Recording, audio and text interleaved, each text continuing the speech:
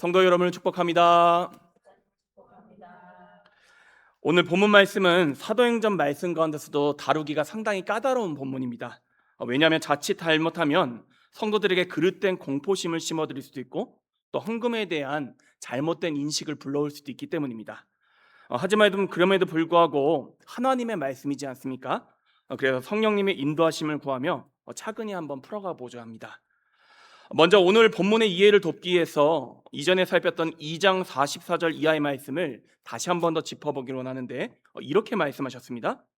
믿는 사람이 다 함께 있어 모든 물건을 서로 통용하고 또 재산과 소유를 팔아 각 사람의 필요를 따라 나눠주며 날마다 마음을 같이하여 성전에 모이기를 힘쓰고 집에서 떡을 떼며 기쁨과 순전한 마음으로 음식을 먹고. 아멘. 이처럼 초대교회 당시에는 재산을 팔아 하나님께 바치고 교회 안에서 공동생활하던 사례들이 제법 있었다라는 것입니다. 그런데 중요한 건요, 이러한 헌신이 자발적이었습니까? 아니면 강제적이었습니까? 자발적이었다라는 거예요. 그러면 어떤 사람들은 또 이렇게 이야기합니다. 사도들이 그렇게 해야 한다라고 부담을 준 거 아니냐? 교회 공동체 분위기에 압박을 받았던 게 아니냐? 그런데 말씀을 차근히 살펴보십시오. 그리스도인들은 무조건 자기 재산을 바쳐야 한다는 가르침을 준 적도 없고 또 모든 성도가 그렇게 했던 것도 아닙니다. 말 그대로 성령님이 주시는 감동에 따라 각자 자발적으로 행했다는 것입니다.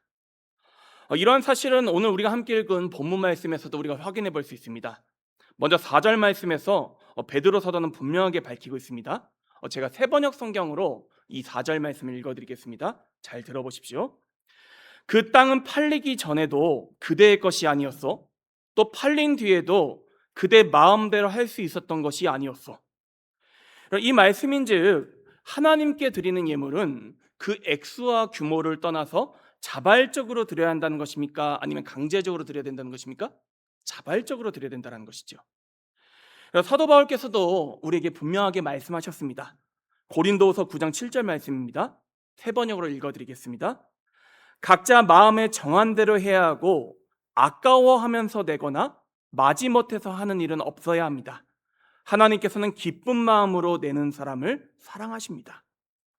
아까워하면서 내거나 혹은 강제적으로 헌금을 하게 되면 그때부터는 헌금을 드리는 의미가 퇴색된다는 것이죠. 왜냐하면 우리가 믿는 하나님께서는 물질 자체가 필요하신 분이 아니라 우리의 마음 그리고 주되심의 고백을 기뻐하시는 분이시기 때문입니다. 함께 따라하겠습니다. 하나님께서는 우리의 마음과 주되심의 고백을 원하신다. 여러분 늘 이 부분을 갖다가 염두에 두고 신앙생활을 해나가시기를 바랍니다. 요즘에는 그런 목사님들이 드물기는 합니다만 예전에 어떤 목사님께서는 이 본문을 근거로 성도들에게 헌금을 작정하게 하시고 또 그 작정한 헌금을 드리지 못한 경우 본문을 가지고 성도들을 겁박하는 설교를 하는 것을 제가 본 적도 있습니다. 잘못되어도 대단히 잘못된 모습이지요. 왜냐하면 헌금은 은혜에 감사하는 마음으로 자발적으로 드려야 되는 그러한 성질의 것이기 때문입니다. 그리고 또 한 가지 짚고 넘어가고 싶은 게 있는데 초대교회 당시 모든 가진 재산을 다 헌납해야 된다 그런 식의 가르침을 주진 않았다는 것입니다. 믿음의 선진들도 보십시오. 예외가 있기는 합니다만 그 또한 특별한 목적에 의해서 그러신 거지 대부분의 경우에 하나님께서는 가진 재산을 다 팔아 주님께 바치라고 하신 적은 극히 드물다라는 것입니다. 다만 한 가지 중요한 포인트가 있었다면 사유 재산을 가지고 살아간다 할지라도 신앙 공동체를 위해서 마땅히 가져야 되는 의무를 져야 한다거나 혹은 필요할 때 하나님께서 부르시면 기꺼이 사용할 줄 아는 주되심에 대해서는 말씀을 선포하셨다는 것이죠. 그러니 저는 성도님들께 두 가지를 권면드리고자 합니다. 먼저 어느 목회자를 만나드신지 간에 예컨대 오늘 본문을 가지고 여러분이 가진 모든 재산을 다 바쳐야 된다? 예컨대 여러분의 삶 자체가 무너질 정도로 물질을 요구한다? 그러면 이러한 요구에 따라가시면 될까요? 안 될까요? 안 된다는 것입니다, 여러분. 여러분에게 제가 어떻게 비춰질지는 잘 모르겠지만 저는 물질에 대한 부분에 있어서 성도님들께 이런 식의 가스라이팅을 하지 않으려고 부단히 노력하는 목회자 중에 한 명입니다. 그런데 간혹 보면 성도들을 가스라이팅하는 경우가 있다는 것이죠. 마치 이 예물을 바치지 않으면 하나님 앞에 큰 죄를 짓는 거라든지 혹은 큰 벌을 받는지 이런 식으로 성도들을 겁박합니다. 그래놓고 목회자는 그렇게 모인 예물을 가지고 부유하게 살아갑니다. 실제로 우리 한국교회 안에서 종종 벌어지는 일들이라는 것이지요. 꼭 기억하시기 바랍니다. 보통의 경우 성경 말씀은요, 우리에게 지속 가능한 삶의 방식을 가르쳐 주고 계신다는 거예요. 한번 따라해 볼까요? 지속 가능한 삶의 방식. 여러분 한번 생각해 보십시오. 모두가 자기 재산을 다 바쳐야 한다면 과연 보편적인 신앙 공동체를 이뤄갈 수 있겠습니까? 그런 교회에 얼마나 사람들이 다닐 수 있겠습니까? 물론 선지자나 특별한 부르심을 받은 사람들도 있겠지요. 예컨대 제가 아는 어떤 성도님께서는 아무도 강요하지 않았습니다. 근데 자기가 이제 감동이 오시니까 집을 팔아 헌금하시고 다른 친척들과 한데 모여 사는 그런 분도 제가 본 적이 있습니다. 대단한 헌신이죠. 그런데 이 모습을 모두에게 강제할 수 있다는 겁니까? 없다는 겁니까? 없다라는 거예요. 다만 각자의 부르심이 있다라는 것이지요. 그리고 일반적인 경우에는 성경이 가르치시는 대로 보편적인 가르침을 따라가는 게 신앙의 정석이라는 것입니다. 그러니 혹여라도 잘못된 가르침에 가스라이팅 당하지 마시고 성실하게 신앙생활을 하시되 주님께서 감동을 주실 때는 아까워하지 마시고 여러분의 형편에 맞게 하나님의 선한 사업에 동참하는 지혜로운 성도님들 되시기를 간절히 축복합니다. 제가 굳이 이 말씀을 드리는 이유는 목회를 하다 보면 꼭 그런 분들이 있어요. 이 유튜브나 이상한 데 어디서 이상한 설교 말씀 듣고 오셔가지고 목사님 저 이렇게 되는 거 아닌가요? 그게 아니라는 것입니다. 여러분 말씀 위에서 여러분 성실한 신앙생활을 하시되 보편적인 가르침 안에서 서시기를 바랍니다. 두 번째로 제가 말씀드리고 싶은 건요, 헌금과 관련해서 함부로 서원하거나 작정하지 마시라는 것입니다. 제가 목회를 하면서 지양하는 것 중에, 지향이 아닙니다, 지양하는 것 중에 성도들에게 특정 교회 사역을 위해 헌금을 작정을 강요하지 않는 것입니다. 물론 교회가 꼭 감당해야 될 사역이 있을 수도 있겠지요. 그래서 예산이 필요할 때도 있겠지요. 그런데 제 기본적인 목회 기조는 가능하면 평소 거두어진 헌금 안에서 이 안에서 최대한 사역을 해나가자는 것입니다. 물론 저는 목회자로서 성경 말씀대로 성도들을 가르칠 의무가 있기 때문에 11조에 대한 말씀을 가르치기도 하지만 솔직히 11조를 한다는 것 대단한 결단입니다. 아니 세상에 매달 자기 소득의 10% 이상을 고정적으로 쓰는 게 쉬운 일이겠습니까? 정말 귀한 일이고 감사한 일이라는 것이죠. 그리고 일반 가계라는 것도 그렇지 않습니까? 가능하면 소득 범위 내에서 쓰려고 노력해야 되지 매번 대출을 받거나 무리를 하게 되면 공동체를 지속하는데 문제가 생긴다는 것이죠. 그런데 그게 아니라 기존에 드리는 헌금은 그대로 있는데 거기에다가 성도들에게 무조건 더 헌신해야 된다고 강요를 한다? 이건 잘못됐다는 것입니다. 저는 그렇게 생각합니다. 무조건 바치는 게 중요한 게 아니라 잘 쓰는 게 더 중요하다는 것이죠. 그리고 또 한 가지, 이건 목회자인 저에게 더 해당되는 말씀입니다만 목회자의 야망을 마치 교회의 비전, 하나님의 선한 사업인 양 둔갑해서 성도들을 압박해서는 안 된다는 것입니다. 특히 건축과 관련해서 그런 일들이 많은데 여러분 건축을 한다는 게 정말 쉬운 문제가 아닙니다. 여러분 예컨대 건축을 하고 나면 그대로 끝입니까? 아닙니까? 아닙니다. 앞으로 그 건물을 유지 보수하는 일까지 함께 생각을 해야 된다는 것이죠. 제가 아는 어떤 목사님께서도 교회 규모를 넘어서는 무리한 건축을 진행하시다가 빚더미에 올라서 목사님은 교회를 떠나고 연대 보증을 썼던 성도님들만 남아서 삶이 피폐해지는 경우들도 보았습니다. 아니 자기 돈이라면 그렇게 쓰겠습니까, 여러분? 정말로 신중하고 또 신중하게 결정해야 될 문제인데 목사가 받는 비전이라는 그 한마디에 모두가 따라갔다가 오히려 하나님의 영광을 가리는 일이 일어났다는 것이죠. 그래서 저는 앞으로 목회하면서 성도님들께 특정 사업을 위해서 헌금을 작정시키거나 부담 드리는 일을 가급적 지양할 것입니다. 그리고 정말로 필요한 사업인데 특별 예산이 필요하다? 그러면 급하게 결정하지 않고 충분히 기도하고 또 성도님들께 당위성도 설명드려야겠지요. 그리고 의논해서 결정을 하려고 합니다. 그게 아니라면 우리 교회의 일상적인 예산과 형편 안에서 사역함이 마땅하다라는 것입니다. 그러니 성도님들께서도 이러한 목회 기조를 잘 이해하시고 목사가 말하면 무조건 따라가야 된다 이렇게만 생각하지 마시고 늘 세 가지를 염두에 두시고 함께 사역에 동참해 주시길 바랍니다. 우리 한번 따라해 볼까요? 첫째, 이 일이 하나님께 영광이 되는가? 여러분, 이게 첫 번째입니다. 무조건 첫 번째. 첫 번째가 뭐라고요? 하나님께 영광이 되는가? 이건 목회자든 성도님들 다 우리가 함께 첫 번째로 고민해야 될 문제입니다.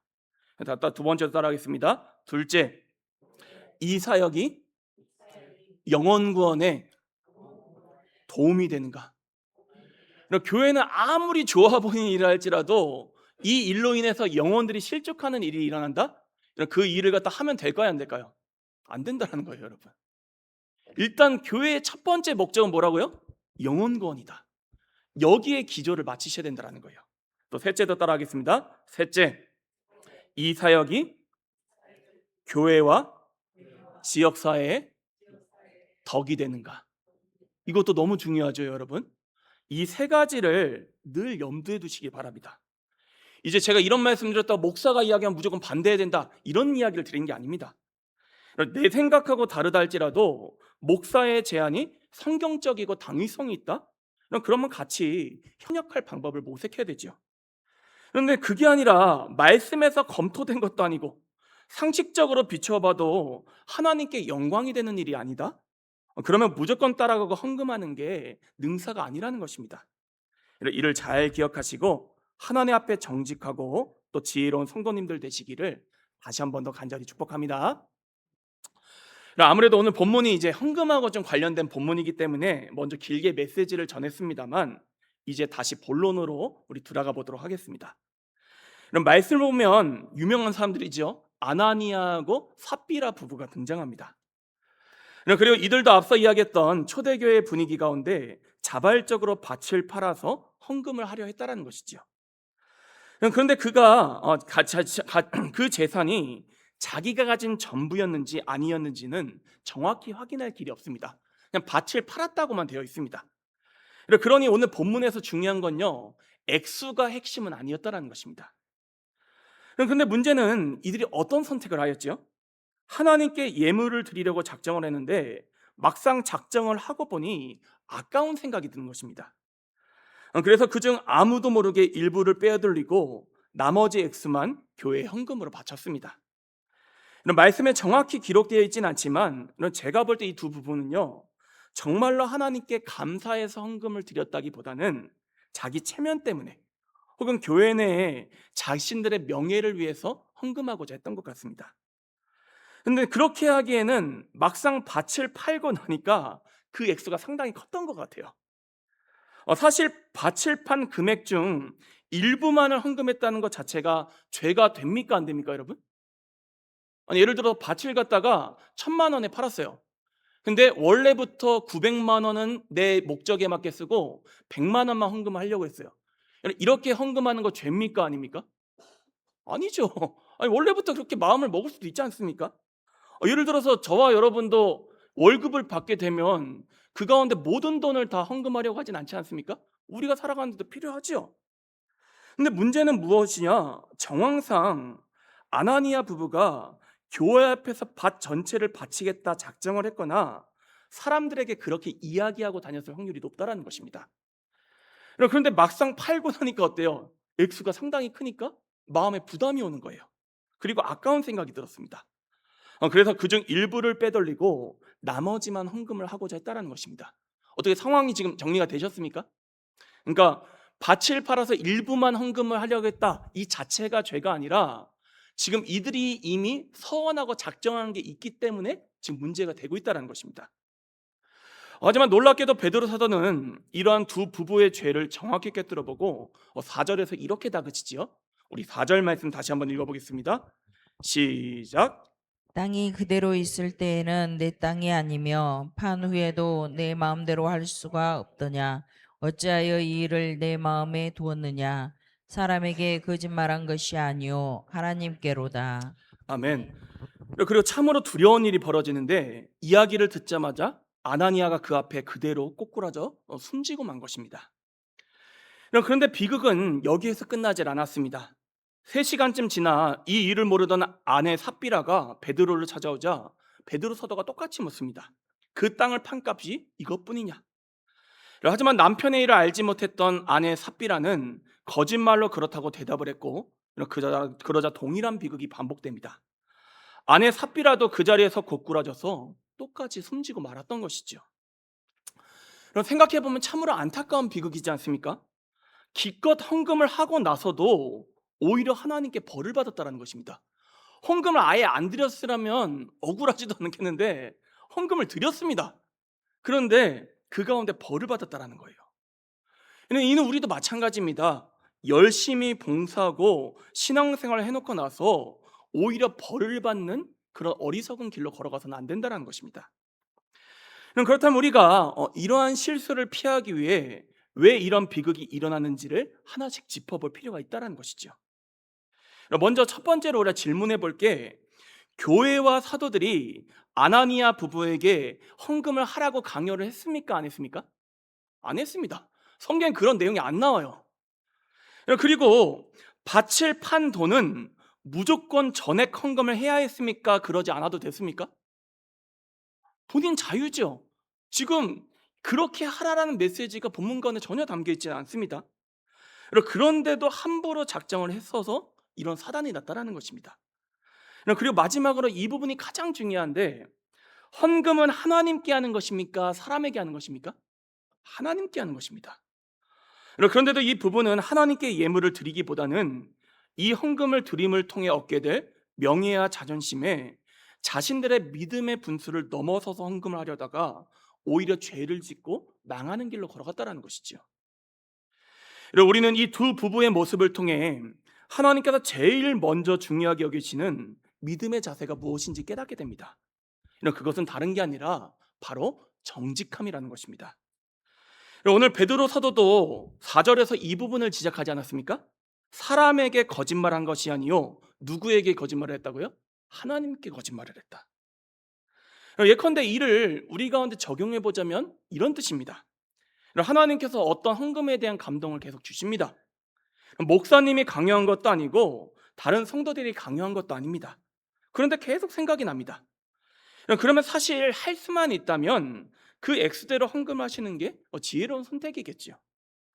그런데 도저히 그렇게 하질 못하겠다? 아직 내 믿음의 분량이 그렇게 안 된다? 그러면 하나님 앞에 정직하게 고백하시라는 거예요.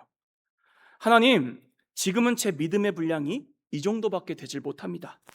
그래서 이번에는 이렇게만 헌신하겠습니다. 그러나 다음에는 하나님 주시는 말씀과 감동에 순종할 수 있는 힘과 의지를 허락해 주십시오. 물론 이 모습이 완벽하다, 아쉬움이 없다 이렇게 이야기할 수는 없겠죠. 하지만 하나님을 속이는 것보다는 낫다라는 것입니다. 그리고 우리가 믿는 하나님께서는 헌금 액수를 못 채웠다고 해서 징벌하시는 그런 무지막지한 분은 아니시라는 것이죠. 다만 우리가 어떻게 하길 원하신다고요? 지금 현재 우리의 모습 그대로를 하나님 앞에 정직하게 고백하길 원하신다라는 것입니다. 그런데 그게 아니라 이렇게 하는 것입니다. 하나님께 드리고 싶은 마음보다는 내 체면과 명예 때문에 공개적으로 서원하고 함부로 작정했습니다. 그러고 나서 아까운 마음이 드니 그 서원을 안 지키거나 교묘하게 회피하게 된다면 그때부터는 죄가 된다는 것입니다. 그래서 제가 앞에서 함부로 작정하거나 서원하시면 된다고 했습니까? 안 된다고 했습니까? 예, 목사도 마찬가지예요. 여러분 정말로 이게 중요한 문제이기 때문에 성도들에게도 함부로 작정하게 하거나 서원하게 해서는 안 된다는 것입니다. 서원과 작정이 무조건 잘못됐다 이 뜻이 아닙니다. 여러분, 함부로 서원하고 작정을 하고 이를 지키지 않은 부정직한 모습이 진짜 문제가 된다는 것이죠. 그리고 이러한 정직의 원리는 비단 헌금에만 적용되는 원리가 아닙니다. 우리 신앙 전반에 적용되는 문제라는 것이죠. 한번 사울왕과 다윗왕을 한번 떠올려 보십시오. 사울왕은 하나님께서 진멸하라고 명령하신 아말렉 족속을 진멸하지 않고 좋은 것만을 취해서 가지려는 죄를 범하였습니다. 그때 사무엘 선지자가 이를 책망하자 그는 하나님 앞에 드리기 위함이었다라고 거짓말을 늘어놓습니다. 그리고 결국 이 일로 어떻게 되었지요? 하나님께 버림을 받게 되었다는 것입니다. 하지만 반면 다윗 왕은 달랐습니다. 밧세바를 취하고 그의 남편은 우리아를 죽음으로 내놓는 죄를 범하자 나단 선지자가 그를 찾아와 무섭게 책망을 했습니다. 이때 다윗은요, 아무런 변명을 하지 않습니다. 그저 정직하게 하나님 앞에 자신의 죄를 고백했습니다. 그리고 이러한 다윗은 하나님께 용서를 받았다라는 것이지요. 어떻게 보면 인간적인 눈으로 볼 때에는 사울 왕이 저지른 죄보다 다윗이 저지르는 죄가 훨씬 더 악질적인 죄였습니다. 그런데도 하나님께서는 이 가운데 다윗은 용서하셨고 사울 왕은 용서하지 않으셨다라는 거예요. 하나님께서 죄를 가벼이 여기신다 이런 뜻이 아닙니다, 여러분. 그보다 하나님께서 우리 사람에게 먼저 요구하시는 것은 완전함보다는 정직함이라는 것입니다. 물론 하나님께서는 우리의 완전함도 바라시지요. 우리가 더 성장하기를 원하십니다. 그래서 이렇게 말씀하시지요. 너는 내 하나님 여호와 앞에서 완전하라. 그런데 이러한 완전함보다 먼저 원하시는 바가 있으니 그것은 우리가 하나님 앞에 정직하여서 하나님의 하나님 되심을 고백하기를 원하신다는 것입니다. 여러분 생각해 보십시오. 정직하지 못했는데 어떻게 완전함에 이르겠습니까? 상식적으로 생각을 해봐도 정직함이 먼저입니까? 완전함이 먼저입니까? 정직입니다. 아니 정직하지 않았는데 어떻게 완전할 거냐라는 거예요. 그러니까 첫 번째 신앙의 덕목은요, 하나님 앞에 정직한 것입니다. 우리가 예수님을 믿고 구원받을 때도 마찬가지지 않습니까? 첫 번째로 우리의 모됨을 고백해야 돼요. 죄인됨을 고백해야 합니다. 이게 첫 번째 출발점입니다. 근데 나는 하나님 앞에 죄인이 아니다, 이래버리면 그 사람이 아무리 의로운 일을 한다 할지라도 의미가 있습니까 없습니까? 없다라는 거예요. 순서가 있다라는 것입니다. 생각해보면 우리 사람 관계도 마찬가지입니다. 예컨대 내 배우자가 있는데 먹고 살만치 돈을 벌어다 줍니다. 그런데 알고 보니까 버는 돈 중 일부를 떼어 두 집 살림을 차리고 있었습니다.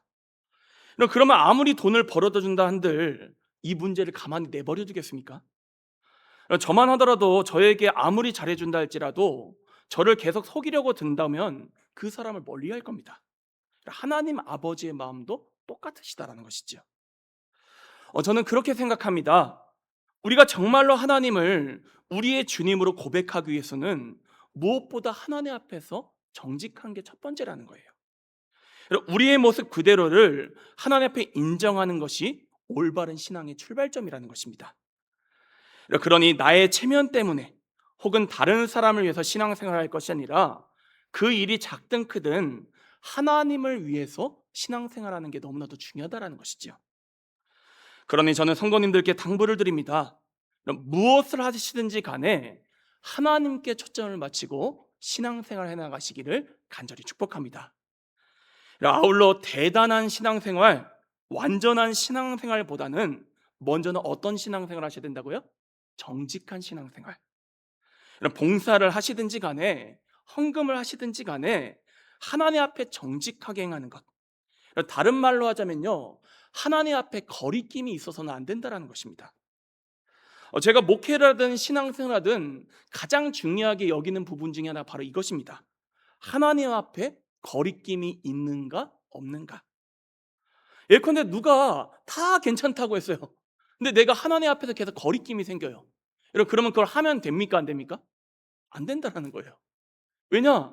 우리가 하나님 앞에 거리낌 없이 주님을 대하는 게 너무나도 중요하기 때문입니다. 또 이렇게도 설명드리겠습니다.